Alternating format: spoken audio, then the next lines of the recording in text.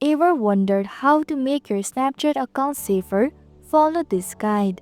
First of all, open the Snapchat app on your device. Once it opens, tap on your profile icon at the top left corner. After that, look towards the upper right corner and click on the settings icon. Here find and tap on two-factor authentication. Next, hit continue to start the setup process.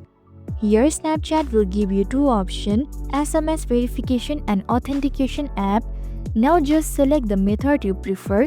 If you choose SMS verification, Snapchat will send a code to your registered phone number. Simply enter that code.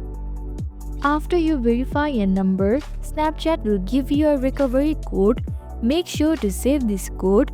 This code will help you regain access if you ever lose your device. And that's it. If this guide helped you, don't forget to subscribe to our channel for more tips and tricks.